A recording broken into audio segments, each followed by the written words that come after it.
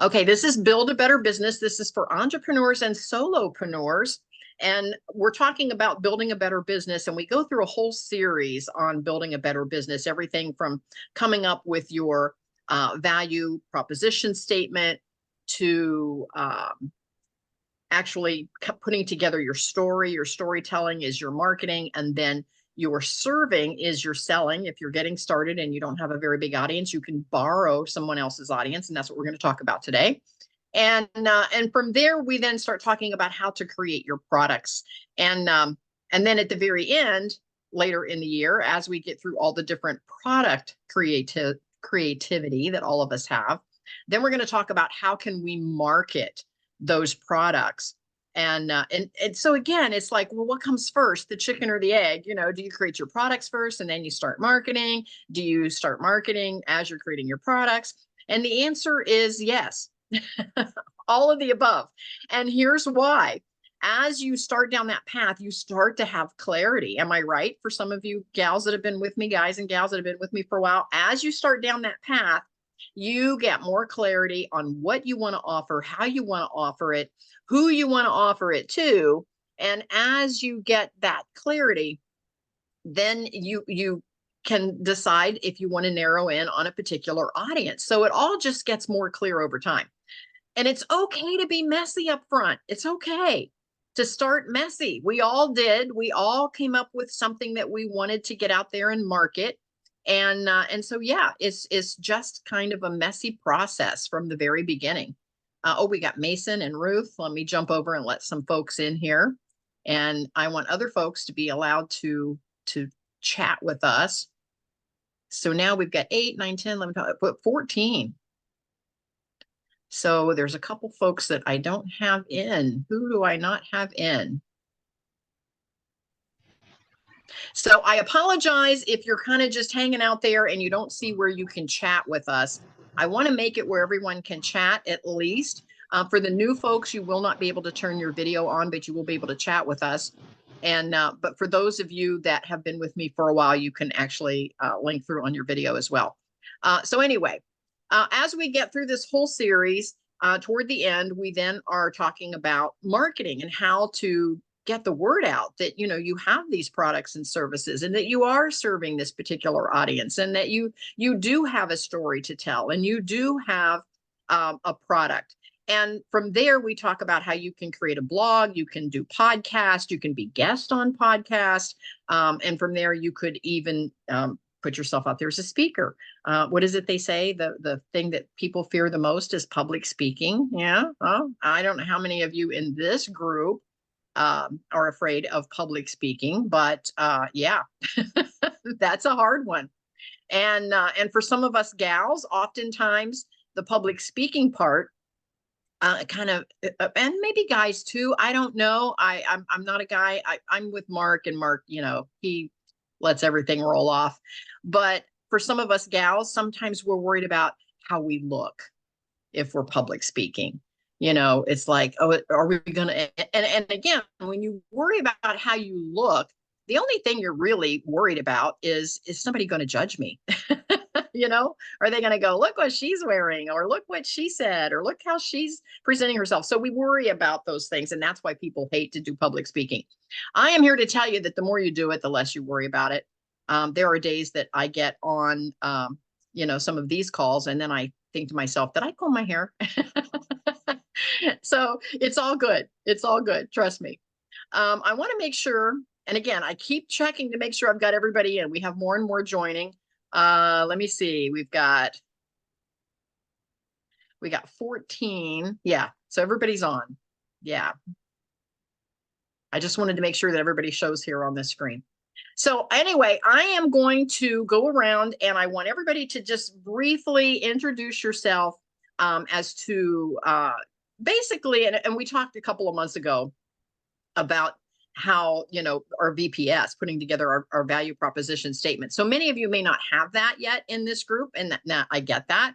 But just give us maybe a one sentence on what it is that you do. So I am Kathy Benner. I am coming to you from Canal Winchester, Ohio. I live half-time in Canal Winchester, which is right outside of Columbus, and half-time in Sarasota, Florida.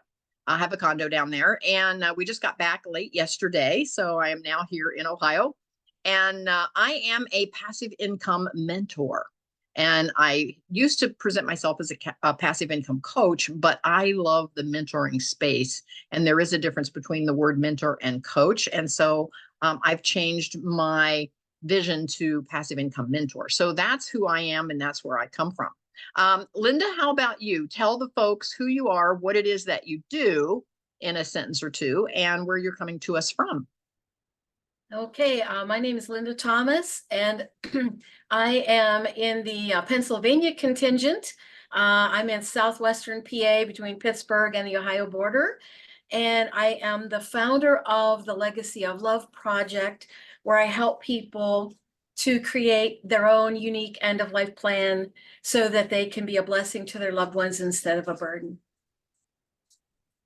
Perfect, perfect, perfect. And I'm going to use Linda, if that's okay with her. I'm going to use Linda as an example later about how serving is selling and how you can borrow someone else's audience, because Linda did just that by being one of my biggest fans. And so, Linda, can I use you as an example later in the program? Okay. And pay attention to what I'm doing right now. I'm making Linda a co-host. Okay. You know why? Because I trust her. You know, you'll start to see how that works. Now, Cheri, daughter, who is hiding behind her camera today, she is actually my my co-host, but because she did not come up on stage, I can't make her my co-host at the moment. So, and then I'm going to make Estella my co-host, and I am going, and you see what I'm doing. These are folks that have hung out with me, and I can trust them. I know them. You see how that works. I can make them my co-host. And by doing that with Linda and Estella and Ruth and Debbie and Cheri, once her camera's on, it just lets those folks know that I trust them with my audience. You see how that works? Because they have been dedicated to me. I am now dedicated to them. And that's what we're talking about today. Mason, how about you? Tell us where you're coming to us from, and what you're offering the world. Well, I am. My name is Mason Van Dyke. I'm coming from Newark, which is outside of Columbus, a little farther outside than Kathy. As far as what I'm phrasing, offering the world, trying to work towards help people become more comfortable with their story and the things that are not usually spoken about but need to be spoken about. So, Mason, thank you. Yeah, thank you so much. And Mason is my co-host on another lane, so I'm making him my co-host today as well. Debbie, can you show your camera and tell us where you're coming to us from and all that good stuff? I don't know if Debbie's, her video kind of disappeared there. So we'll come back to Debbie. How about you, Estella?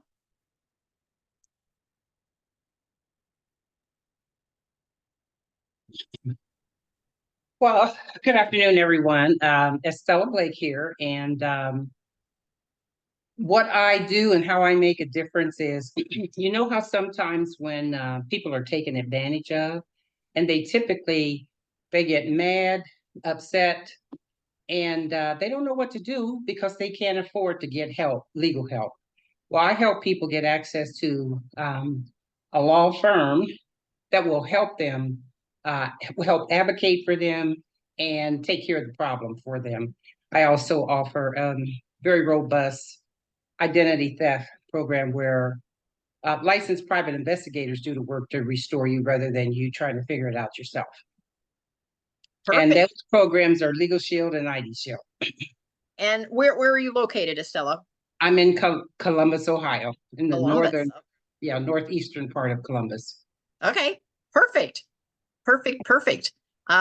Cheri, how about you? I know you don't have your camera on. Can you unmute and tell us where you're coming to us from and what you do? She might be at a place where she's listening in. All right, Christy, how about you? I'm Christy Hawkins, and I am coming to you from Newark, Ohio as well, because it'll be 2 years in August. My grandmother fell, and so I moved in with her to take care of her. She'll be 98 in May. And Wow. yeah, she still lives in, I mean, she's lived in this house for 50 years. She just needed someone to help out a little bit. So as far as what I'm offering the world right now is not a whole lot. But what I am doing, and I feel guilty probably saying this, I am trying to prepare for when my assignment here is done. Okay, well, I get that. And you know Yeah. what? I've taken care of parents as well. And just know, for me, I wouldn't want to do it again, but I wouldn't have missed it for the world. Both It's things that you just said. Yep. mhm. Yep. So kudos to you for doing that. Yes. Thank you. Yes. Thank you. That's a labor of love. I understand. Yeah, it's something. Yes. Well, we're all there with you, Christy. We understand. Thank you very much. Thank you very much. Maria, how about you? Okay, hi, my name is Maria Jackson, and I actually live in Ohio as well, but I'm Okay. closer to the Dayton area. I Okay. am a life coach that's certified in transformation and rational emotive behavior therapy. Oh, Yeah, so it's very interesting because it's more of my background as far as the way my brain works and, of course, my life experience. But my proposition statement is that I help women in a giver role with codependency so that they can reclaim their life and build a better future. Maria, I love that. Thank you so much for being on with us today. And yeah, so we're excited to hear more about what it is that you do and how you do it. So thank you so much. Tony, how about you? Thank you. I don't know if Tony is at a place where he can unmute and share with us. I can unmute. I'm trying to multitask here, so remind me of the question. Sorry, I heard her briefly. Yes, again, we're just going around asking where you're coming to us from and what message are you bringing to the world? Yeah. So I am from Nashville, Tennessee, or just south of Nashville, native Nashvilleian, as they say. We have so many people moving in here. I'm kind of like the unicorn in the room usually. So I was in a group this morning of like 10 men. I was the only one from Nashville. So, but yeah, it's been good. So I used to work with a guy named Dave Ramsey. If you Yes. know who he is, yeah, I was on his Yep. board of directors. Brought him into the digital age, which was no minor feat when you're trying to bring a non-digital guy into the digital world. And yeah, so now I have my own book, my own podcast, which are about money.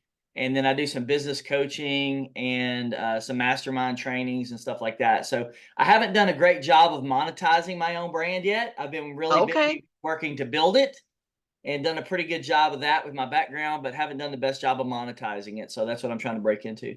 We're going to help you do that today, Tony. Thank you so much for being with us. We appreciate you. And welcome. Nashville is in the house. I love that. Nashville's one of my favorite cities, by the way. How about Jay? Jay, tell us where you're coming to us from and what message you're bringing to the world.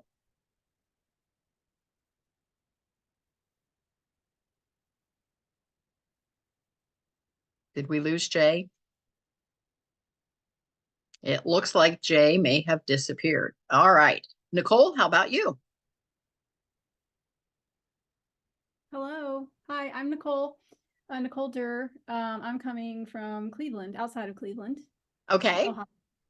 And I have been a trusted advisor to small and medium-sized companies for about 15 years. Together, we build and implement strategic growth plans for their organizations. So Okay. I partner with leaders who want to grow their organizations through innovative products, scalable, cooperative, and people-first business practices. Now, And do you work for a larger company or is this your own company? So I was recently laid off. I've been running a side hustle for about 2 years and trying to make this my full-time hustle. So looking for another client too. Okay, very good. Nicole, thank you so much for being with us. Jay, how about you?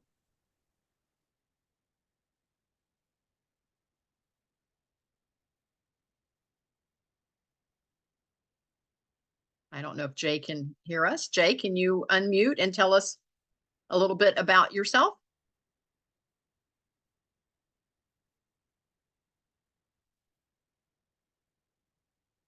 All right, let's jump over to Ruth.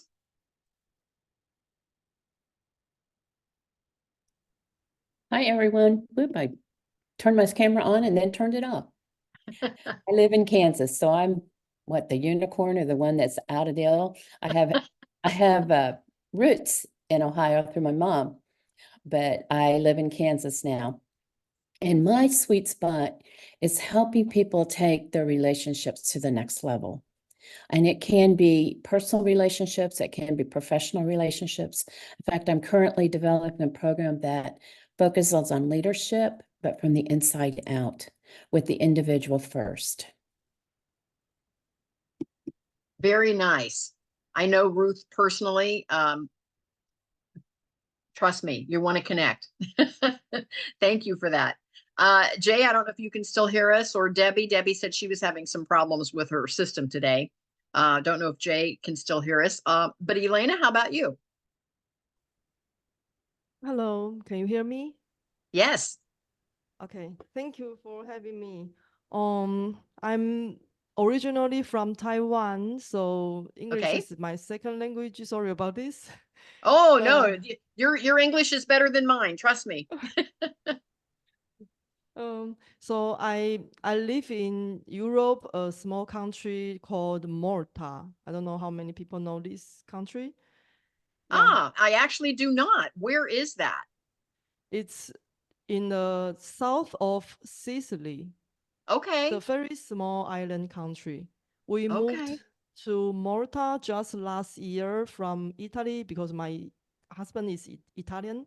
Okay. Yeah, we moved to Malta because Malta is a bilingual country and English is one of the Okay. official languages. Yeah, and we want our child can learn English almost like a native speaker, so we moved to Malta for this purpose. Yeah. So what I'm doing is I'm a Chinese teacher. I teach Chinese. Mm-hmm. Actually, it's Taiwanese Mandarin. It's a little bit different from Chinese Mandarin because we use traditional Chinese characters. So it's it's more complicated than Chinese people that use simplified Chinese characters. Yeah, so I am teaching Chinese to people who are interested in learning Taiwanese Mandarin. And I'm also a podcaster. I have a Okay. Chinese learning podcast, but it's not in English. Most of my students are Korean people, South Korean people. So I teach Chinese to South Korean people and I use Korean language, and I am going to extend this niche to a global niche. Yeah, so I'm preparing this another podcast, and also I will become a YouTuber soon Okay. on May to promote my um, e-learning website, e-learning platform. So before I have taught one-on-one session and small group sessions, but I taught too much, like Too many I hours. yeah, too many hours. Really, Yes. I was totally burned out, and I Mhm. decided to change my way. So I don't teach one-on-one or group sessions anymore. I changed to only sell pre-recorded online courses. Yeah, Okay. Well, to you are in the generate. right place. So you just need to get on some podcasts that can promote what it is that you do. So Alina, thank you so much for being with us. And and Ruth, you Thank you. thought you were the furthest one out. I think Elena wins this one.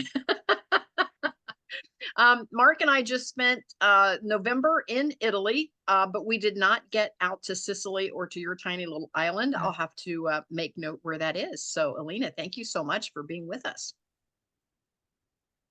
Elise, how about you? Hey, good afternoon, everyone. I would love to be on camera, but I just got back from a 10-hour trip into Virginia, coaching volleyball, and I caught the flu. So Oh, yeah. so So that's why you're hiding from us today. yeah, I would Okay. love to be hiding from the stinking flu right now, but it's wonderful to meet you. My name is Elise. I am coming to you from Reynoldsburg, Ohio. So in between Newark, Canal, Winchester, and Columbus, so kind of in the midst of that. And I am an executive publishing assistant who helps creatives to orchestrate the mundane so they can focus on the money. And that just means that I assist people with building their websites and their courses, as well as their sales funnel.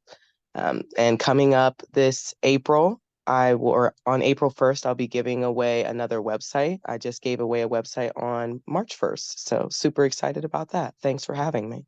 Very nice. I love it. I love it. Thank you. Now, who did I miss? Cheri, did you get a chance to come on? And Debbie. And did I miss anybody else? Jay. Oh, and Jay. Jay, did you want to share? Cheri, how about you? Hello, Kathy. I was struggling to get on Zoom today. Oh, okay. We have you on twice. You're on the screen twice, but that's okay. That is part of why I am concerned, because I don't know why I'm on twice. I should only be on once. Okay. Well, I'm not sure either. She's going to be rejoining us as a panelist, so maybe she can tap in and chat with us here. So just don't even worry about the other one that shows up there. You're not getting any reverb, so I think you're okay. So go ahead, Cheri. There she is. Hello, everybody. Yeah, I don't know. I'm trying to figure out how I'm on there twice. So whoever is hacking me, I'd like to figure out how you got to do that. So, so I believe somebody's hacking me today, but I don't know how and why. But anyway, so I help teachers, occupational therapists reinvent the 21st century classroom by helping them understand the tell me about method and focus triggers, which enhance the learning process of students. I love it. I love it, love it, love it. Now, Cheri you're about what, an hour out of New York City? Oh, no, 3. Oh, 3 hours out. Okay.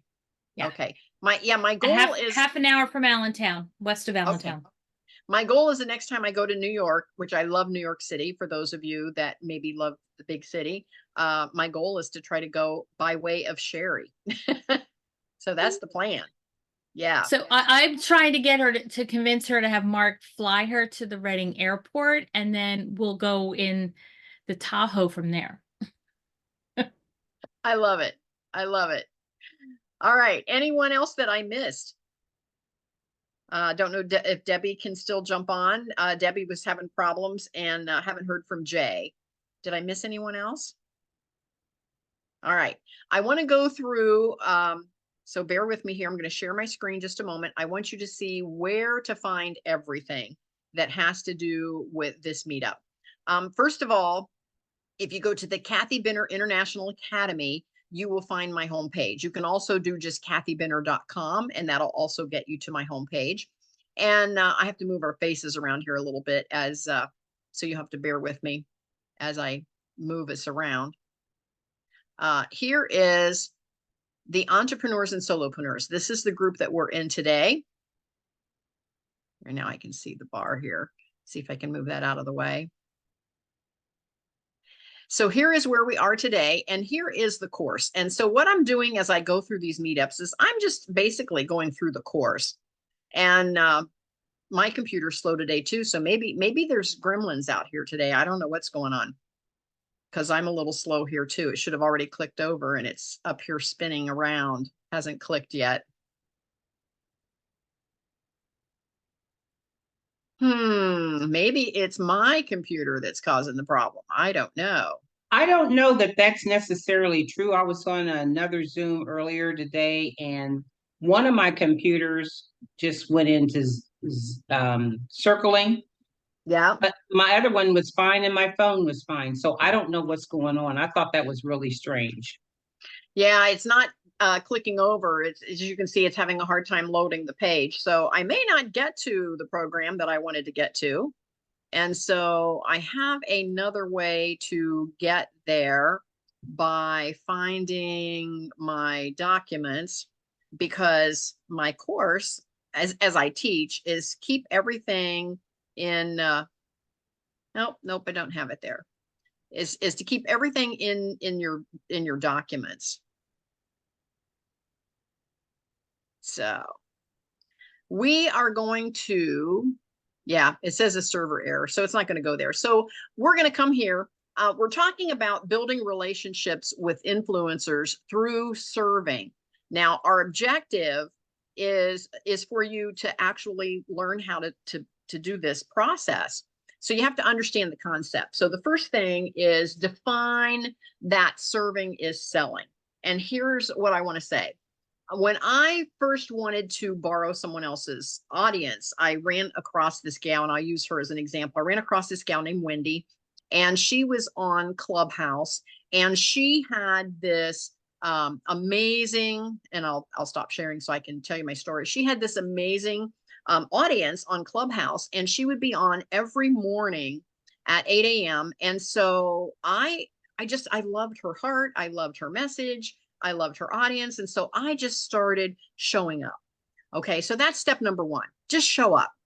Show up when you find someone else that has your audience, whether you're going to show up on the internet or whether you're going to show up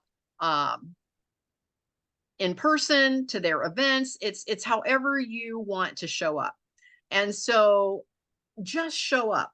I started showing up, and every time she would ask me to make a comment, on her Clubhouse, I would do so. And I was never real salesy. I never jumped in and said, oh, buy my stuff. I'm glad I'm here. And here's what I have. Please buy my stuff. I would always uplift her and help her sell her stuff. Okay. Are you catching this? This is the first thing. Show up and help the person, whoever it is that this influencer that you're going to follow, help them sell their stuff, and they will notice. And so once I started helping her sell her stuff, then one day she says to me, quite out of the blue in my mind, she says to me, I can't be here next week, and I need somebody to basically take over my Clubhouse room and facilitate the Clubhouse call. Kathy, will you facilitate my Clubhouse room for me? So you see what she did? She just gave me her whole audience. She let me borrow her entire audience. And so I was able to bring value to the call without being salesy, because remember, the first thing that you're going to do on a Clubhouse, and again, this is for folks, you may have never visited Clubhouse. So if you've not been into Clubhouse, I get it. But you want to link your Instagram over to your Clubhouse if you're on Clubhouse. But if you're in Instagram, you have that little profile. If you're on Facebook, you've got that little profile. Trust me, folks that are interested in what you have to say, and they're hearing your heart, not your words. When folks are interested in what you have to say, they'll click on your profile. Okay. So rule number one is just to show up. And then serve that influencer, helping them sell their products, not you selling your products. So you want to show up and serve without expecting anything in return. However, because folks will click on your profile, they will search you out, go make sure that stuff is updated. How many times have I clicked on somebody that I've either seen on Facebook or Instagram or whatever, and the only thing that comes up right away is maybe their LinkedIn, and it is so outdated. one of my co-mods, and I preach to him all the time, and I'll talk about him because I've told this to him personally. He's a mortgage broker, and he's in my real estate group, and he is my co-mod for my podcast, and his LinkedIn page has his old mortgage company on it. I'm like, what? Fix that. And he keeps going, yeah, I know, I need to get around to that. So I'm telling you, get around to it. Fix that. Because if you're trying to put your message out there, make sure that all of those areas are current and updated so that when folks click on you, they can actually find you. And I do have a podcast. And so I'm constantly trying to loan out my audience to different authors in my authors group. And when I try to research my authors to find out a little bit about them, they don't have a media kit. They don't have information online. They don't have a website that's been updated. They just don't have that information. And that's what we're talking about with building a better business. And that's why I said earlier, it's so hard to know what comes first, the chicken or the egg. You think, okay, do I have to have all my products and everything fine-tuned and then I start serving, or do I start serving? And it kind of, it's okay to be messy, but it kind of all works together. So as you find something that's broken in your business, whether it be you don't have your LinkedIn updated, you don't have your profile on your Facebook page updated, you don't have a way for folks to get in touch with you. Once you find something that's missing, go fix that. Go fix that thing and just keep polishing it until it just gets better and better and better. I've watched Cheri over the years polish hers. Cheri and Linda and Debbie and Ruth, they've all watched me polish mine, and Estella, they've all watched me polish mine over the years and get more direct and more precise. And that's what I'm saying you need to do. You're not going to sit behind the scenes in a back room and say, when my business is perfect and when I've got the perfect website, the perfect products, the perfect this, and I look perfect and I know that's when I'm going to launch. Because you know what? You'll never do it. You'll never get around to it. So start with what you have. It's okay. It's okay to be a little messy. And so that, I suppose, is the other point to what I want to make today. Don't start with some big full menu of all these products and services. You may have a dream of all this stuff that you want to offer, but start with just one thing that you can polish that one thing, so that when you do go out there, that one thing looks like you've put some effort into it. So anyway, now here I am on Wendy's Clubhouse call. She asked me to be her facilitator, her moderator. I ended up doing that for her.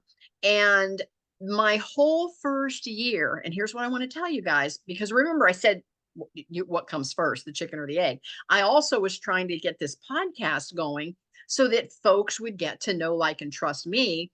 And I needed to, and here's the key. Here's your big aha for the day. I needed to borrow their audience as much as they needed to borrow mine. Okay. I needed to borrow their audience as much as they needed to borrow mine. And so my whole first year of my podcast, where I was wanting to interview authors, I ended up finding most of those folks out of that clubhouse room, out of Wendy's Clubhouse room, because they were all entrepreneurial. They were, that's where my mind was, and they wanted to elevate their audience. I wanted to elevate my audience. And so, long story short, they wanted to borrow my podcast and I needed to borrow their podcast. And so it was a great relationship. So then I made the venue that could happen, which was a podcast. Now, all I did is a Zoom call, just like this. I just did a Zoom call and brought them on and did an interview. And then I saved the link. I saved the Zoom call link.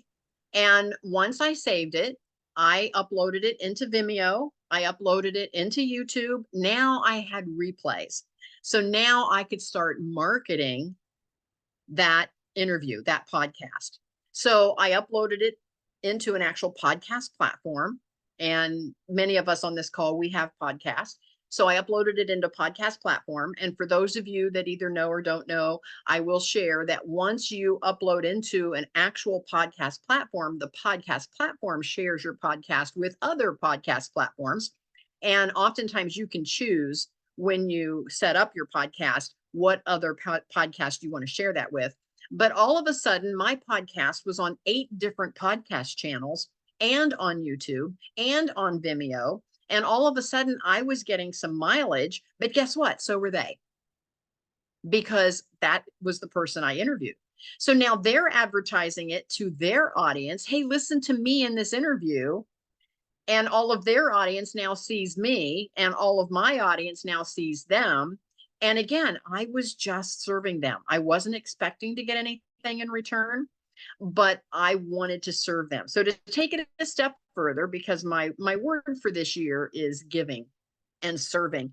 And so to take it a step further, I created a speakers cabinet. And for everyone that comes onto my podcast, I automatically give them a free spot on my speakers cabinet to help promote them as well. And so all of a sudden, folks are starting to tap into my speakers cabinet and pick up those speakers because it has a little bio about them, and I put that all together. But on my part, it turns into somewhat of a labor of love, because a lot of these folks didn't have a lot of internet presence. And so that's what I'm telling you. You have to get started with some form of internet presence, because I don't know about you, but every time you're looking for a topic and you Google it, and I'll say Google it, but it's whatever search engine you're using. When you search for something on the internet, all of these blog posts come up, all of these magazine articles come up, all of these YouTube videos come up, whatever it is that you're searching for. And if you're not out there, guess what? Nobody's going to find you if you're not there. And I know that sounds overwhelming, but here is the key. And here's your second aha moment for the day. Consistency. That's the word for the day, is consistency. If you just put it on your calendar that you're going to do a podcast once a month, you're going to blog once a month. Everybody can blog once a month. Everybody can do a Zoom call with their best friend and turn it into a little interview and post it on YouTube. And boom, you've got a podcast. You don't have to have all the fancy bells and whistles. If you just had a YouTube channel, every 13-year-old has a YouTube channel. If you just had a YouTube channel and you're just interviewing your closest friends, if we just interviewed each other that's on this call today, look at the leverage that we could have with each other's audiences. If we just did the 14 folks that are here right now, if that's all we did, we would have a tremendous amount of leverage. But you say, oh, I'm not ready. I'm not ready to do that. Well, that again, what comes first? You have to polish off one product, whatever it is. And it doesn't have to be a major product. Maybe you're just giving away a PDF on how to do something. It could be something that simple. And you could go out on podcast and say, I want to give everybody, this PDF downloadable form. You could do that right over in your Google Docs and make a downloadable PDF and have a link to that PDF. And all of a sudden you've got a product. And that's all you had to do. With today's technology, you could write a little ebook, and it doesn't have to be a hardcover that, or a paperback tangible book. It could be an electronic book. And I've written several, and I put those on my website. I put those out there, to click through and get a little electronic ebook. So there's all kinds of ways that you can do that. Tony says you make it sound so easy. I think we get it too complicated, Tony. And here's what I think happens. I think that we see some of these other businesses that are so polished and produced, and they've got a whole team behind them. You've got the big John Maxwell's, you got the big Tony Robbins, you've got the big Oprahs, you've got all of those kinds of programs that are so polished, and we think, oh, why am I even going to try? But you know what? I don't really connect to those. Yeah, he says, yep, I was leading one of those teams. I get it. Sometimes I don't connect to those groups, and here's why. Number one, they're too expensive. And so I don't want to spend $3,000 or $5,000 or $10,000 to be in some mastermind or more. You know, there are some that are more. You get that. Some of those are just too expensive. So I catch myself not participating with those organizations. So they just seem like they're out there somewhere, but yet I never really connect with them. And the other thing is, I feel like they're too far ahead of me. I feel like they're so polished and they're so far ahead of me. You know, they've got the sales funnels and they're, you know, and they're doing, and I'm thinking that just seems, you know, when you're first getting started, all of that just seems totally too far ahead, too big of a leap to issue your first product to be this polished with sales funnels and all of that. And there's a certain amount of the population that just is a total turnoff. A total turnoff. They're just, you know, and I don't know about you, but even when you're on your television set and you're scrolling around and you come past an infomercial, how many of you sit there and watch an infomercial? Most of us are probably going to scroll right past it because we're like, oh, they're going to sell me something. Yeah, skip, you know. And that's how folks start to feel. There is so much of that out there that's how folks are starting to feel on Facebook and Instagram and LinkedIn. And I don't know about you, but if you're on LinkedIn, oh my gosh, I probably get 30, 40 messages a day. And basically what they're saying is, hey, we saw you on LinkedIn. Can we sell you something? And I'm like, delete, delete, delete, delete, delete, delete, delete, delete, delete, delete. So you don't want to be that person. And that's why you just have to brush off what you have, make it something that's relevant, make it a price point. You have to reverse engineer that. You have to decide who is my audience going to be. And then let me reverse engineer a product that they want. You have to enter the conversation in their minds. And what product do they want? At what price point can they afford it? Because here is what I'm telling you. With my products, I just have a $25 membership fee for my entire academy. That's my big product. And everything that I'm doing, I put into my academy. Alina, this might be good for you. You're doing all your stuff on a platform where it's just, you know, folks are just going to tap into your pre-recorded stuff. I have a membership site, and just join the membership site. You can have access to everything, all the replays, as long as you want, as much as you want, tap in and out as much as you want. And so by doing that, here is my motto, is that the folks that need it the most can afford it the least. And so I wanted to create that type of a price point where just about everyone can afford that. Now, you say, okay, $25 may not be anything to you, but it may be. Maybe you think, okay, 25 every month, let's multiply that out. Okay, do I really want to spend that kind of money? I then turn around and created a whole giving page where I even give away scholarships to the program. Because again, I'm all about the giving and the serving, and I don't worry about the bottom line at the other end. And I am a huge believer in the law of reciprocity, that whatever you give, you get. And so the more I give, the more memberships I seem to get. And I'm not trying to pound that round peg into the square hole anymore. You know, it just happens. And for those of you that are more into, I've got a whole health and wellness lane in my academy. And so I interview a lot of folks that are into, you know, vibrations and you know, and gratitudes and how all of that just increases your vibration level in the world. I'm a student of that. I will say that. And so the more that I put myself in that position of relaxing into my business and just doing my very best and serving without expecting anything in return, my business just seems to take on a life of its own, and it grows in the direction that it needs to be growing. So anyway, that's my spiel on serving is selling. You can come alongside any guru out there, and all of a sudden you'll find doors opening for you that you never realized. Now, I want to use Linda as an example. I asked her earlier if I could use her as an example. Linda started just tapping in to these calls, And I got to know her.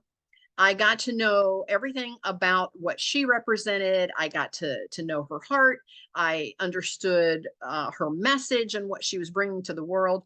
And so as we were putting together products and services, one of our products is how to create a 5-day mastermind or a 5-day or any type of a masterclass. You've seen those out there. You scroll around on Facebook and you'll see tap in, and and sometimes they're free and sometimes they're depending on the price point, and sometimes it's their big ticket. And we talk all about that as this call unfolds over the months. But anyway, Linda put together a 5-session on her message. And because I believe in her, I asked her if she would come along and actually present that to our group. And she's presented the first 2. Am I correct, Linda? This is your 3rd session. So today is going to be her 3rd session of her message to the world. And so I just wanted folks to know that that's how it works. So not only then as she gets into this and records, will she invite me into her program so that we can share audiences, but I invite her into my program so that we can share audiences. And that is the whole point, is that you're borrowing someone else's audience when you're serving. And so Linda is here to serve us today. And it's a great message. And at this point, I want to turn it over to Linda and let her tell you a little bit about her message. So everybody stay tuned. If you have questions, stay on. After Linda is finished, I will open it up to just questions from anybody that wants to hang in to the very end. You can ask me any question. I'll stop the recording at that point and we can just chat if you want. But in the meantime, you can reach me, and I'll put it in the chat, just kathybinner.com. And that is how you can find all of my programs and a way to connect with me. And I wanted to show you my link tree, but my computer is kind of slow today, so I don't think I'll get to do that. So I'm not gonna, I won't share my screen and go back to that because I don't think we're gonna get to do that today with whatever's going on with the internet. Debbie was having trouble. Maybe it's something local. I don't know. Estella was having trouble. We're all in the Columbus, Ohio area. So maybe there's something going on here. Anyway, with that said, I'm going to turn it over to Linda, and Linda, tell us a little bit about your message and go on with your session 3. Okay, well, thank you so much. Let's see, I'm just getting over a cold, so I may clear my throat a few times more than usual. This challenge was designed to help people get some good insights and some actionable first steps that they could take. I actually ran this in its entirety in February, and it was called the Show Your Love 5-Day Valentine's Challenge. And we had a really wonderful time. So much engagement. Couldn't have asked for better people. People attended on different days, depending on their schedule, but it was really, really wonderful. And so for those of you who weren't here for the previous 2 sessions that we've done here, in the day 1 material, we just basically talked about why this matters, why getting some kind of an end-of-life plan together is so important as a gift to your loved ones.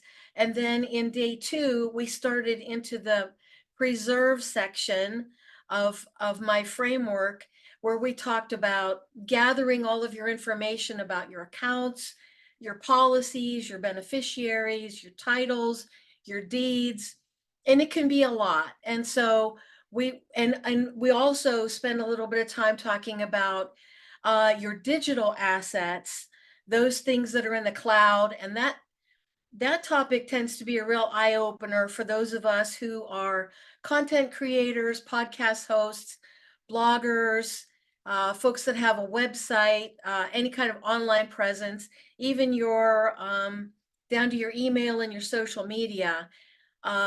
There's a lot of vulnerability there if you don't know what to do to protect that. And we spent a little time talking about that. And so I wanted to Linda, take.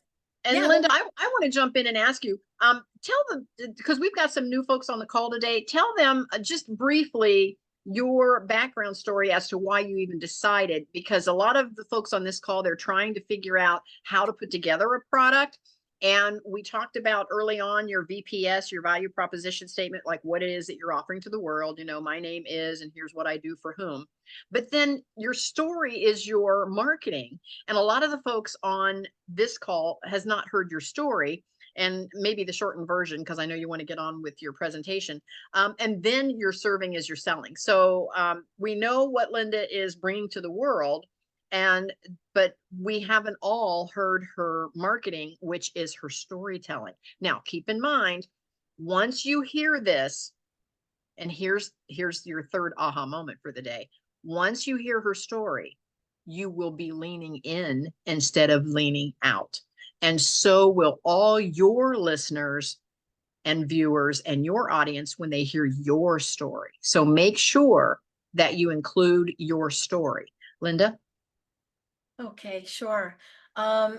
So yeah, those of you that don't know me might be like, okay, so who is this lady and what does she know about anything? And fair question. So I come from 30 plus years in brick and mortar business. So I've done all the things, using computers, working with the public, organizing, training, all the stuff, and working with physical inventory. And thankfully, I'm no longer dealing with physical inventory. Never go back. That's just me. But so for some years, I was in business with my husband, and he had a lifelong chronic disease that was progressively getting worse and taking more and more parts of his body as time went on. So net, we basically padlocked the door to our business, and I became a full-time caregiver, and I mean round the clock, not just all the days, all the hours.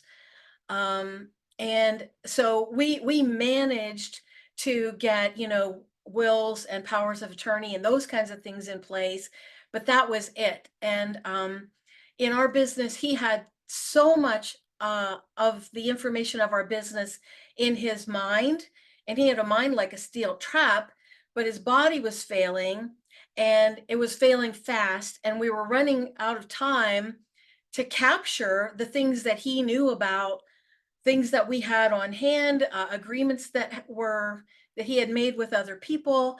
And I had no time because I was literally trying to keep him alive every minute of every day. So that is one part of trying to beat the clock that was extremely hard. And I did ultimately lose him. And there was a lot of mopping up because so much of it went to the grave with him. And then I punched a time clock for several businesses for a while after that, as I tried to get my feet under me, and decided I didn't care for that. So I began speaking and coaching at every opportunity. And a particular coaching relationship that I had was really pivotal because it was an older woman who was 78, who still had a fire in her belly and a mission to serve particular niches in the world. She had a real passion for women, women who were in mentally abusive relationships, women who were being sex trafficked, and she had done public speaking and writing. And so when she came on board with me, she had just parted ways with her virtual assistant. And there were a lot of things that fell through the cracks in the handoff back to my client, so that a lot of her passwords didn't work. A lot of her intellectual property could not be found or accessed. And she was an Apple user. She couldn't even log in as an Apple user. She couldn't add a program. She was just hogtied in every way. And she had a lifelong illness that was, from birth, and it was getting worse. And as time went on, her her energy, ability to focus, and everything were really waning. Plus, she was not a digital native, of course. And so I felt like I was in a race against time to try to help her get her digital affairs in order, because I knew that her adult children would completely lose access to all the wonderful things that mom had done. And it Are was we, a real struggle. are we leaning in yet? You see why her message is so important? Go ahead, Linda. Thanks. Yeah, it was heartrending for me because I could only work as fast as she was capable of, and with her health considerations and her limitations as a non-digital native, we were trying to run in the deep end of the pool all the time. So with everything that happened with my husband and everything that happened with his client, it was just becoming so urgent to me that like there were so many things people needed to know that they didn't know. And I just started writing and writing and writing and writing and writing and writing and writing. And it ended up being a course. So that is how the Legacy of Love project got started. Wow. So you can see her storytelling, and again, I'm kind of pulling back the curtain here a little bit because of all of us on this call. We're trying to learn how to create our products and services. Not only did you see how she created her product, but you saw why she created her product, and the fact that she tells her story, that becomes her marketing. That is what makes all of us want to lean in, because just like Christy taking care, of elderly family member, all of us have been or will be in that boat at some point. And what about our stuff? What about the stuff that we're creating? What about, do we have our affairs in order? And have we systematized? And again, that's a big thing that I teach a lot in my academy, is systematize as much of everything that you can, because you want to create a position, not a person. And even in our families, oftentimes, well, my mom handles that, or my brother handles that, or my dad always takes care of that. And all of a sudden, the job is a person, it's not a position. And you don't want that to happen in your business. You want to be able for anyone to pick up your book, your notebook, and it'll have the steps on how to handle that position. It doesn't rely on a particular person. And that's kind of what we're talking about. And so Linda is going to share her third session on how you can create this position in your life and in your business to handle all these things very systematically. Linda, go ahead. Okay, well, that is a great segue actually to some of the things we're going to talk about today. So I wanted to mention, and you're probably getting the idea, that there is a lot at stake here. There just is. There's our stress that's beating us to death if we leave it undone. We've got guilt and all the things, self-recrimination. Our family has all kinds of stress as they look forward to our passing, especially the older we are. Our adult children may be worrying about what's going to land on their heads if we don't get our stuff together in anticipation and to protect them. And our estate can be reduced by our loved ones not knowing our wishes, and therefore they may spend more at the time of the funeral and all the things than they need to. And that, your heart was to leave as much as possible for them, and that can be undone by not leaving your wishes for them. And as things that we'll be talking about later in this challenge, if we don't gather our traditions and our stories and all of that, not only our immediate family, but future generations will be the poorer, because they didn't get to learn about us, what we stood for, all the wonderful things that we did, whether it was woodworking or wonderful cooking or whatever it might have been. Those who come after us will be the poorer if we don't take the time now to capture that and leave it behind for them. So the middle section of what I teach in my course is design. Last session was preserve. This is design. And this involves designing both what you want for plans when you pass in the way of your funeral, memorial, and those things, but also designing a smoother transition into the new normal for those that you leave behind.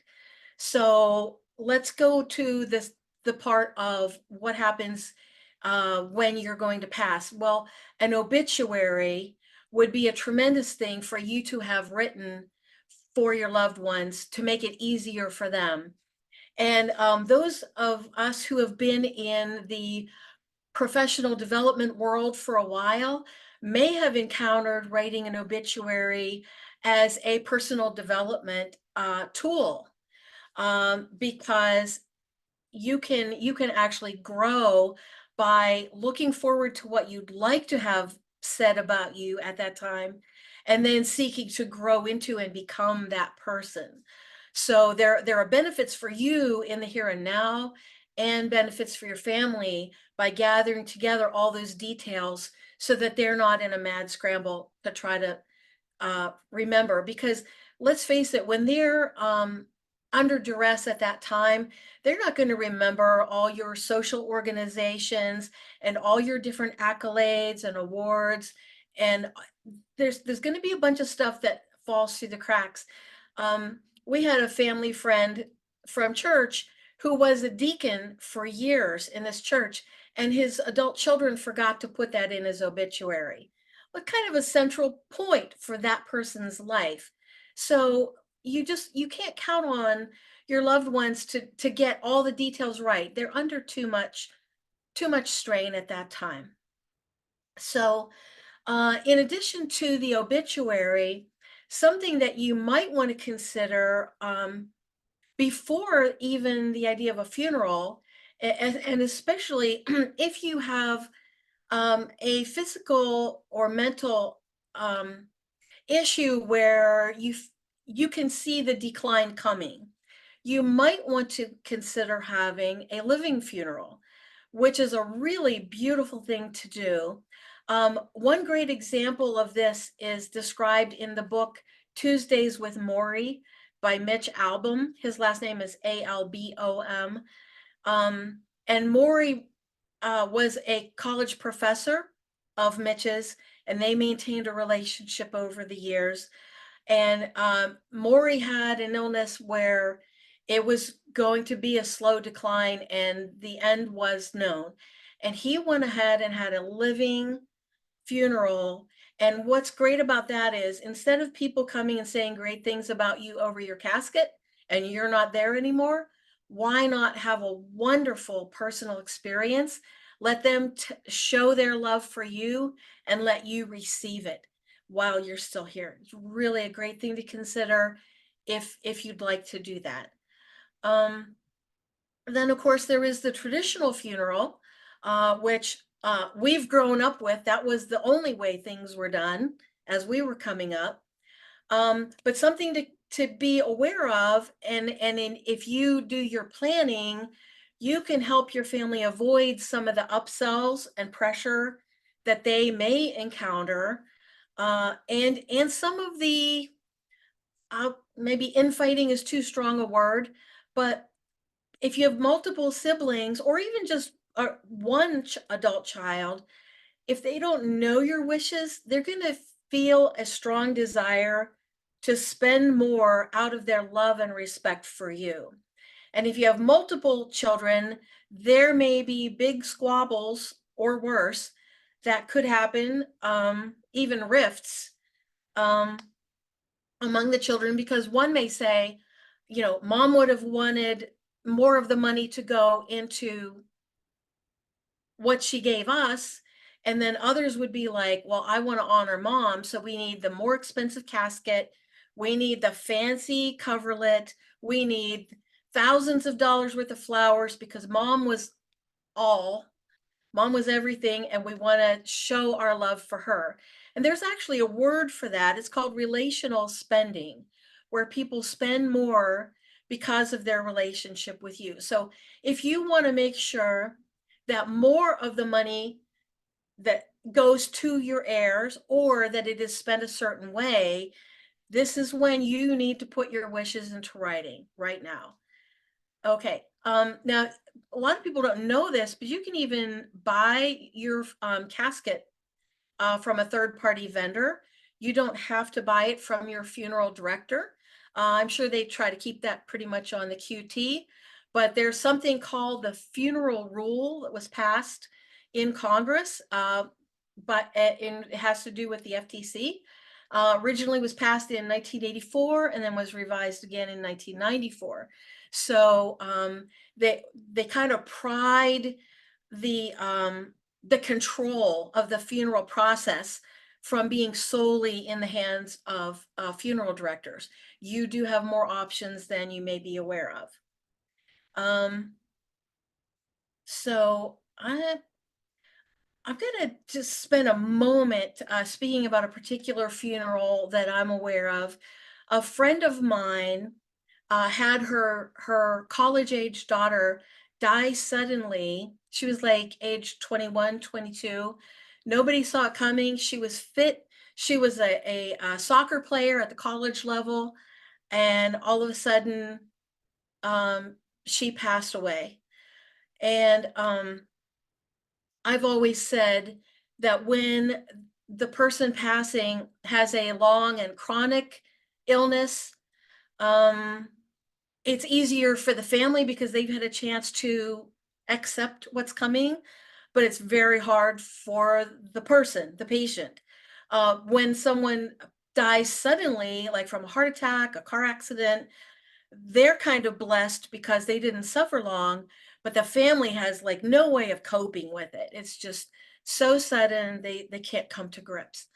So this particular family, there they were, the daughter was suddenly dead when she had all of her life ahead of her. And the way that they did the funeral was really beautiful. They had her in an all white casket, and then they had some colorful decals put at various places all over it. And then if you think back to when you were in junior high and people would write on somebody's cast on their arm or their leg, people went up with colorful Sharpie markers and wrote messages all over the casket. It was really beautiful. So you can be as inventive and as personalized as you would like to be. And if anybody would like to see the video about this young gal, her name's Ashley, on my links page, there's a video that describes her story. I'm actually going to copy this link to my links page and just drop this in, and I need to make sure I'm pointing at everyone. Do I want hosts and panelists, or do I want everyone, Kathy? Everyone?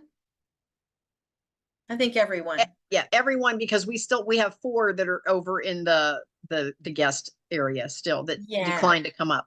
Cool. So I dropped that in the chat. Hopefully everyone will be able to see that. And that's a place where you can find out all the things that I'm doing, all the things. So I'll just say you have so many options when it comes to funerals. Definitely go whatever direction you would like. And so now in this day and age, in addition to funerals, many people are opting for cremation. Lower cost, you don't have to find a burial site, or you could bury the ashes. And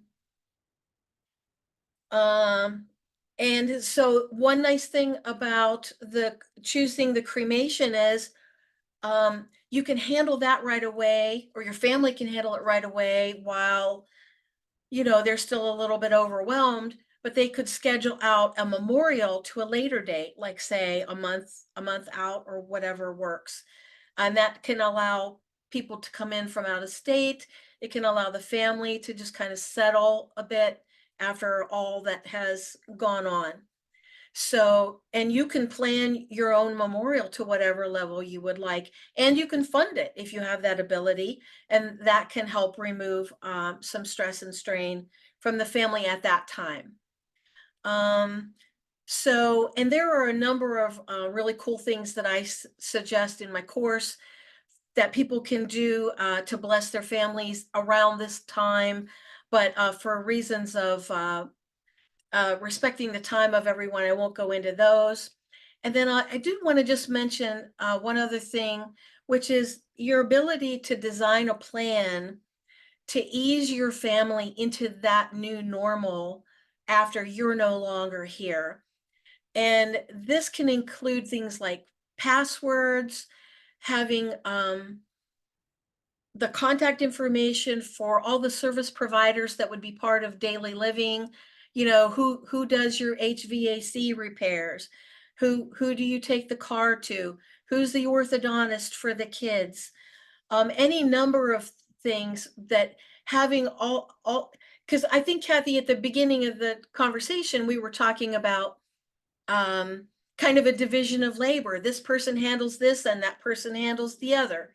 And so you want to make sure that there isn't a giant void when you pass. There will be a void because you won't be there, but you don't want a void of information where they don't even know how to carry on. I heard of a young family, the husband and wife were about 40. The wife passed away with cancer. The kids had braces and the dad didn't even know who the orthodontist was. And the kids didn't, because kids are kids. So it's the kind of thing nobody sees coming. But if you can spend a little time with forethought now, you can make a huge difference. Another thing would be making sure that either your spouse, your adult children, your executor, or whomever will be able to pay the utilities. Like if your house needs to go up for sale, they need to keep the lights and the heat on until that can be done. So there are so many details, even like the password for the front door box on the front of your house, if you have that kind of a system, you know, and tips for like what to do when if your gas furnace tends to blow out a pilot light at certain times with certain kinds of storms. You were the one that knew how to do that. Write down those kinds of tips. That weird thing your car does, that weird thing your computer does. Make some notes that will truly help them to not be just stuck. They're already going to be totally missing you, totally feeling the need of having you there in person, but at least make some things smoother and easier for them. And by you taking the time and effort and forethought in love, you can make such a difference for what their experience will be. So I think I'll just pause there and let you know that on day 4 next month, we'll be talking about bestow, and that'll be about giving and all different kinds of ways that you can give, that you can plan now for. So back to you, Kathy. Wow, Linda, I've got some work to do. So you can see how important it is, but you see, again, for those of you that are on this call, you realize by her telling her story, not only did it bring credibility to her product and service that she's offering, but it allowed you to connect with her in a deeper way, that you wanted to listen to what she had to say because you realize she gets it. She's been there. She's walked that road, and she just didn't pick a topic off of a shelf somewhere and decide to create a product about it to make some money. She actually, this is a passion, and you get that by hearing her story. And that's why your storytelling is so important. I want to open it up to questions. So we're going to go around, and I'm going to ask you, what was your number one aha moment today? And then what is your comment or question? And I don't want to put you on the spot, Estella, but we're going to start with Estella to tell us her aha moment and what is her comment or question.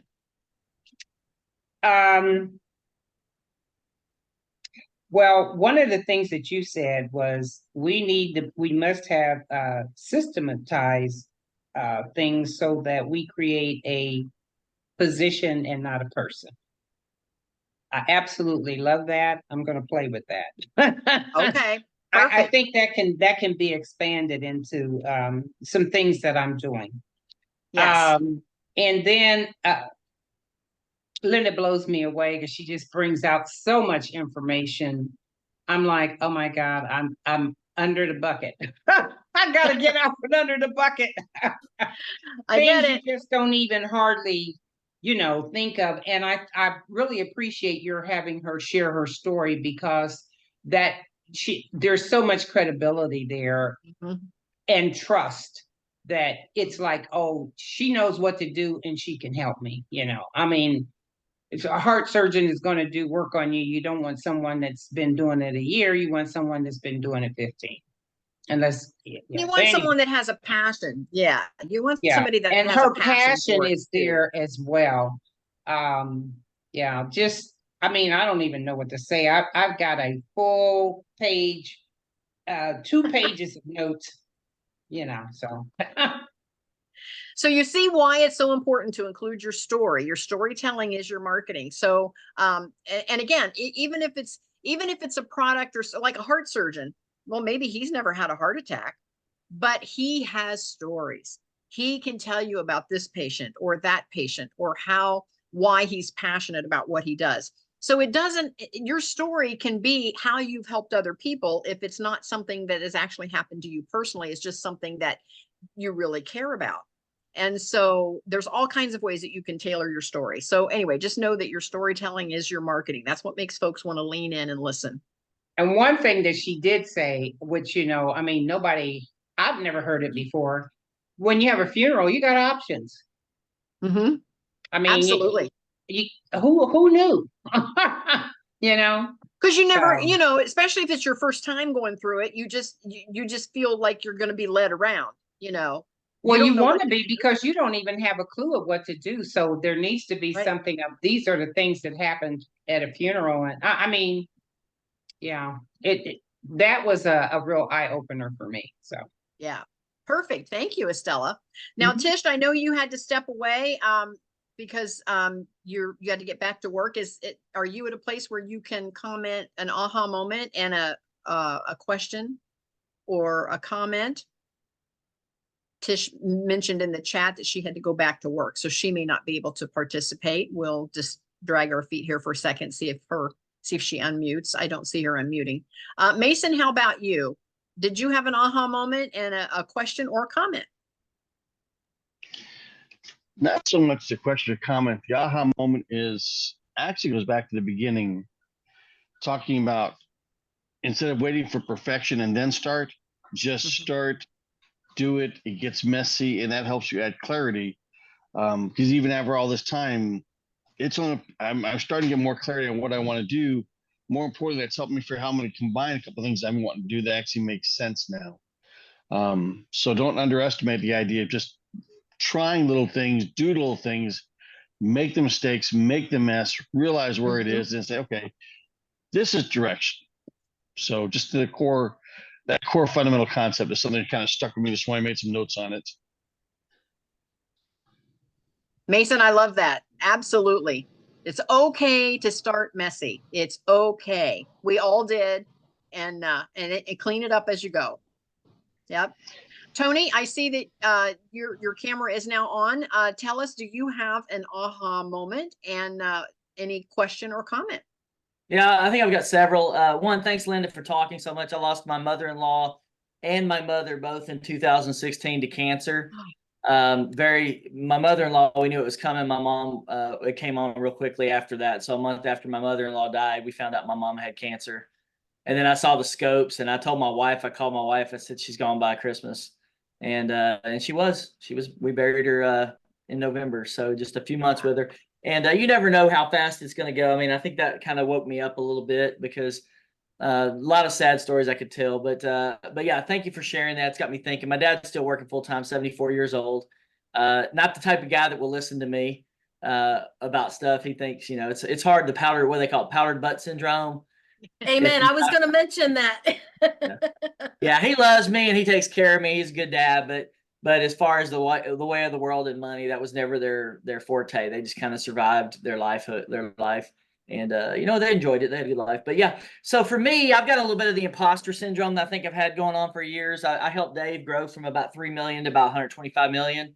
And then I went from leading all of his digital stuff to being on his board of directors the last 4 years, and then never planned on getting back into personal finance. But in 2018, wrote my own book called The Millionaire Choice, Whether or Not You Can Choose. And then a few years after that, 2020, launched my podcast. I've done 120 episodes of that. But I'm kind of ashamed because I have not made any money, like significant money, doing this at all. And that's the part where I'm stuck. I'm like, okay, I've done all this. I put all this energy out. I know my brand's good. Everybody tells me my book's good. I wouldn't say it's I don't think it's a Rich Dad Poor Dad level book, but people do like it. And so I think you guys have given me some hope to go, you know what, I've just got to push through. I've just got to do these last little pieces that need to be done to actually monetize this and turn it into a business. I've got people that call me on a Thursday. They tell me, I found your podcast on Tuesday. I've listened to 50 episodes. And I'm like, in 2 or 3 days, I'm like, wow, like I don't even listen to podcasts like that. So I don't know how you did it, but they do it. And so I know I've got, like you said, like you did, Linda, you offered me a great bit of insight today. So I'm going, okay, I'm not an imposter. I just need to lean out there and put this stuff out there. And 120 videos recorded on podcast, only 14 released. So I just need Can you put the link in our chat so that we can add to that number? Yeah, I'll give you 2 links. I'll link to my website and then I'll link out to the podcast too. Yeah. And Tony, I would love for you to go to kathybender.com and schedule a chat with me. I've got a place there where you can click through and schedule a talk. I would like to actually get you on my podcast. I have several lanes, and I have an author's lane where we can talk about your book. Of course, again, I have several lanes where I can get you onto a podcast, and that what will happen there is not that I have such a huge audience for maybe what you're used to, but we can chat a little bit about how you can borrow some other folks' audiences. Yeah, I appreciate that. I think for me, something clicked for me last fall, and I've just got to push through. I'm doing my first 90-day course. I'm in the middle of doing that with people.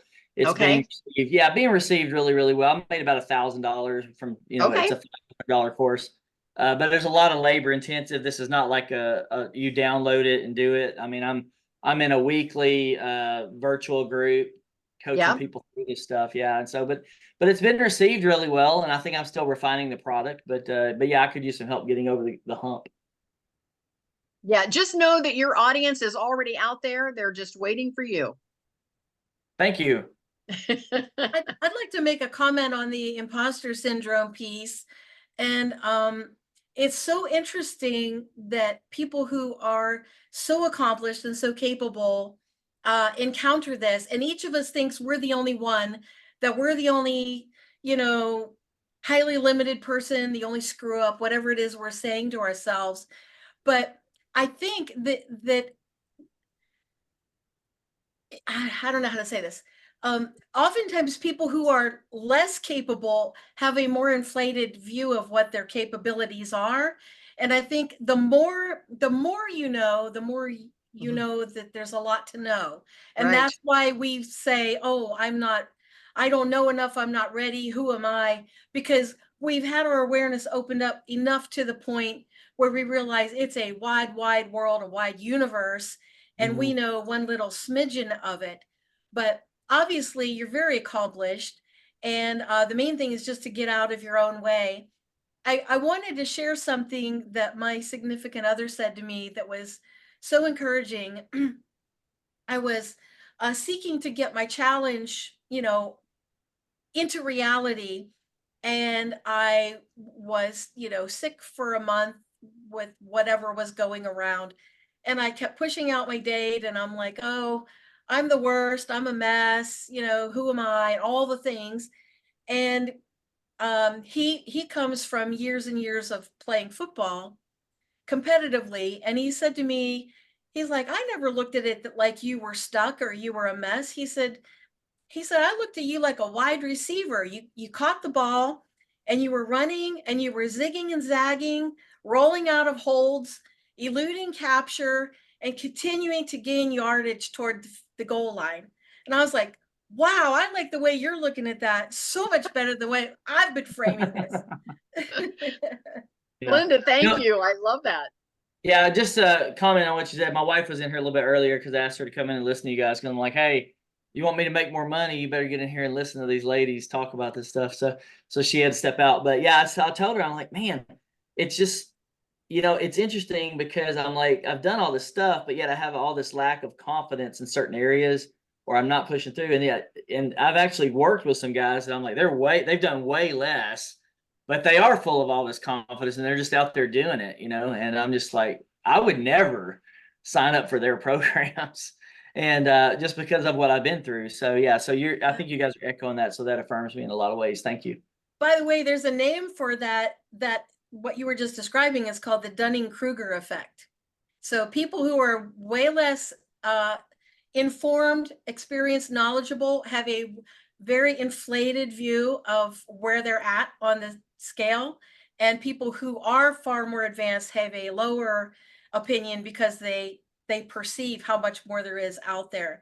But yeah, if anybody ever accuses you of being characterized by the Dunning-Kruger effect, that's a big slam.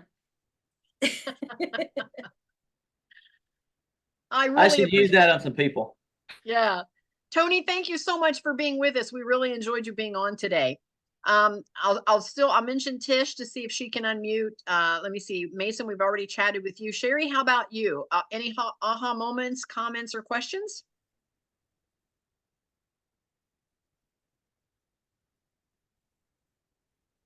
Not sure if Cheri is still with us here.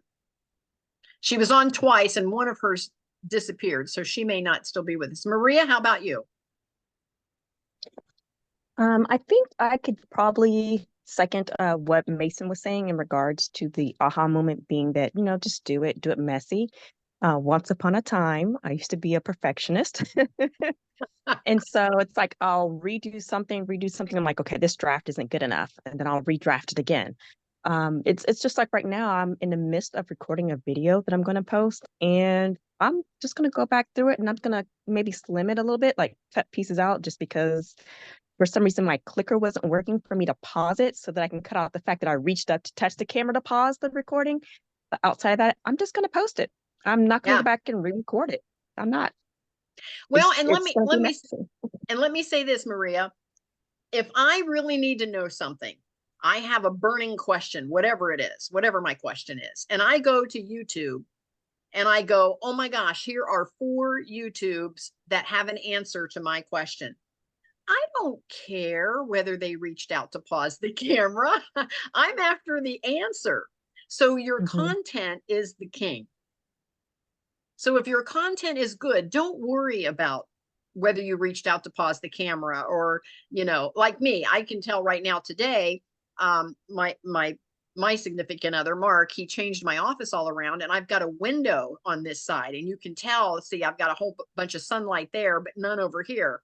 And so I'm sitting here thinking, oh, I need to fix that before I do any more Zoom calls. But you know what? Content is what's important. It's not important whether I had too much sunshine on one side of my face. So don't get hung up on that. I think you're on the right path. Yes, pull the trigger and get it published. Yep, I agree. Thank you. I love that. Alina, how about you? Any aha moments? Comment, question? Yeah, I'm actually same as Maria.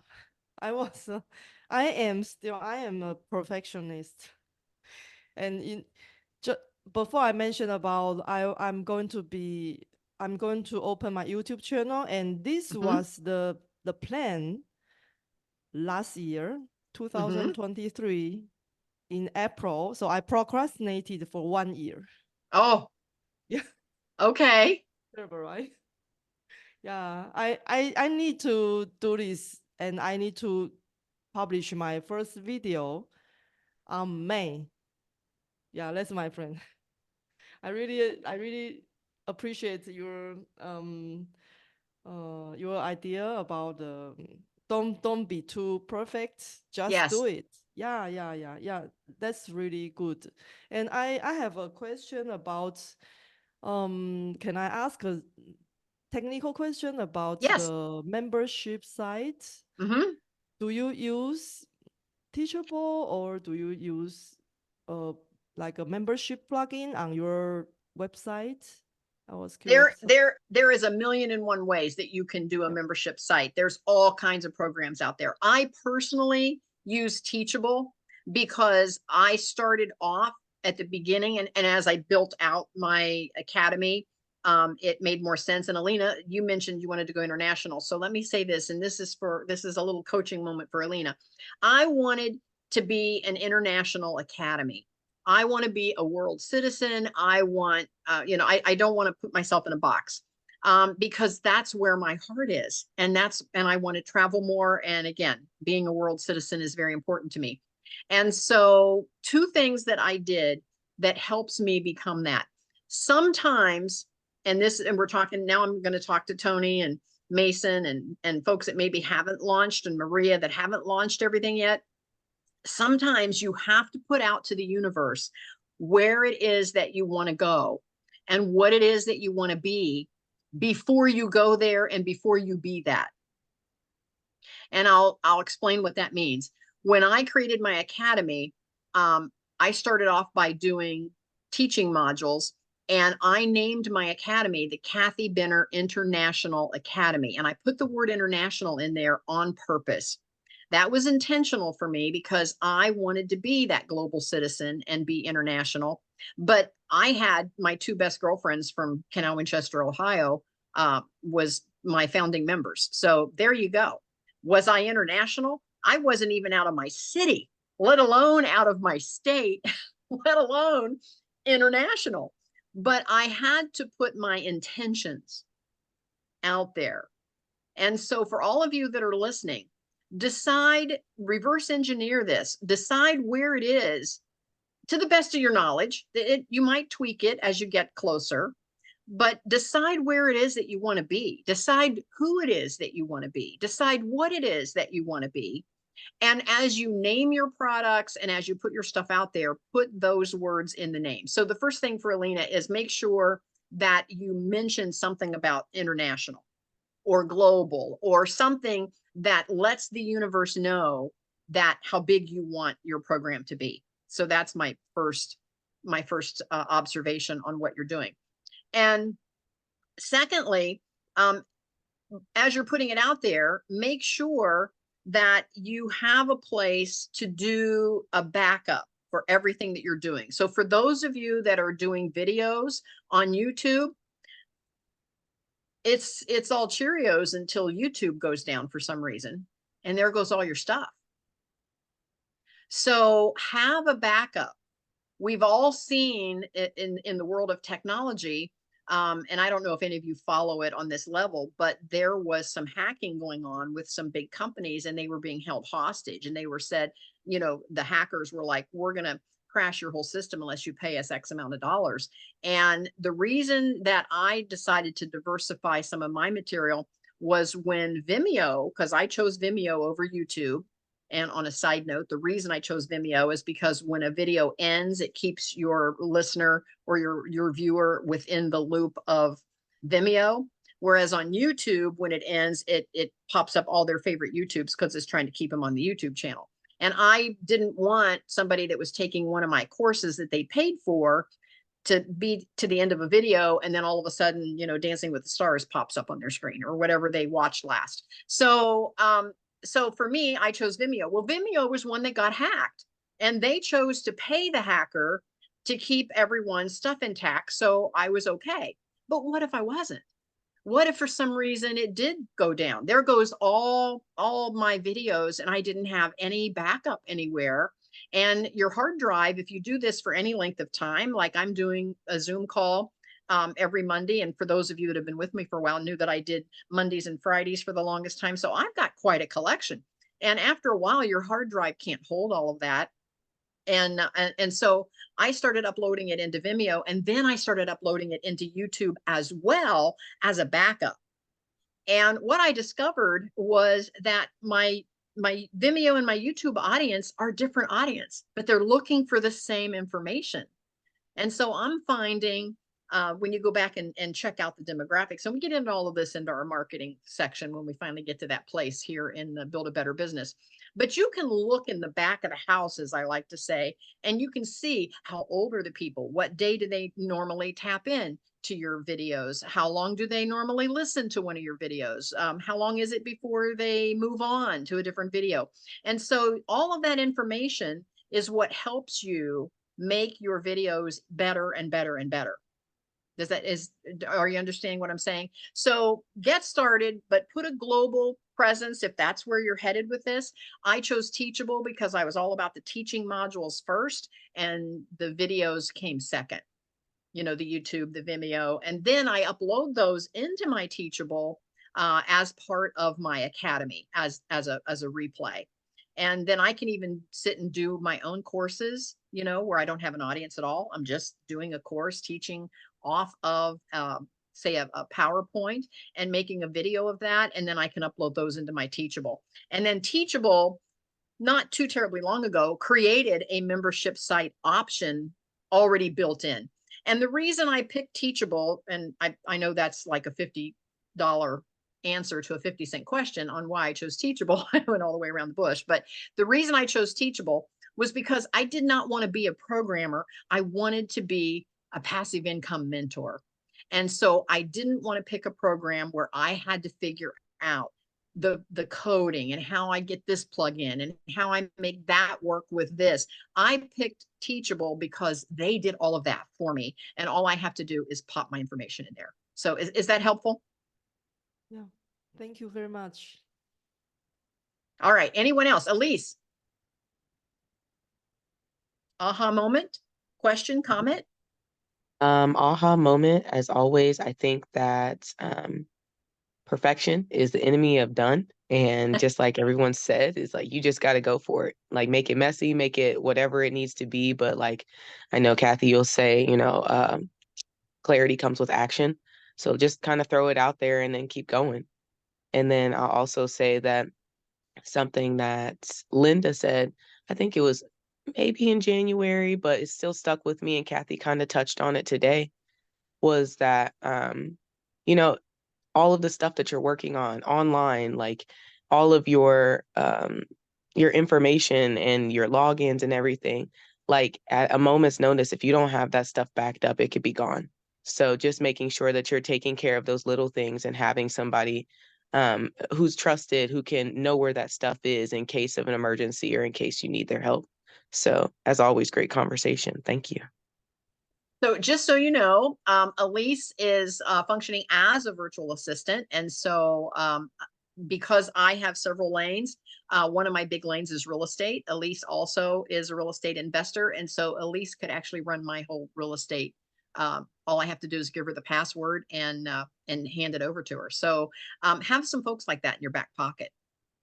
And Elise does more than just real estate, by the way, but that's the lane that I use her with is my real estate. If I'm traveling and I can't get somewhere, she's close enough to me that she understands, again, the system that I use. She's very familiar with the system, and I can just hand the reins over to her without any training.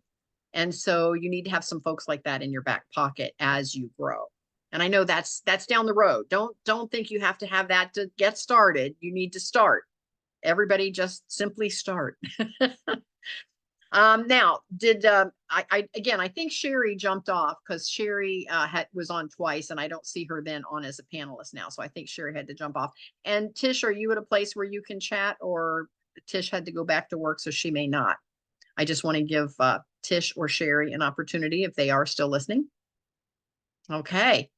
Well, I want to thank everybody for coming on. This has been a great episode today. I appreciate you all being here. Linda, thank you for your presentation. It just reaffirms every time I listen to Linda that I have work to do. And I do have a list. And here's what I want to tell you. Write down the obstacles that are stopping you from taking your next best step. I don't have the platform yet. I don't have, you know, I don't have the money to do this. I don't have the LLC in place. I don't have a business phone number yet to put on my website. I don't, whatever it is, write down all your obstacles. Those become your checklist to launch. Your obstacles become your checklist to launch. So don't let those obstacles stop you. Let them be your stepping stones to your launch date. Okay. It's been great with that. Everybody that has, oh, Mason says he has a quick question. Go ahead, Mason. Oh, is this directly for me? It says, I have a quick question for you. Oh, when we end, you have a question? Okay. Let me go and do that next. So hang in there, Mason, don't go away. For everyone else, I want to say thank you so much for being here. And we will see you next time. We're here every Monday at noon, but it's a different topic. It's the first Monday of every month is the Build a Better Business. So be sure and put that on your calendar and join us again next month. We'll see everybody later.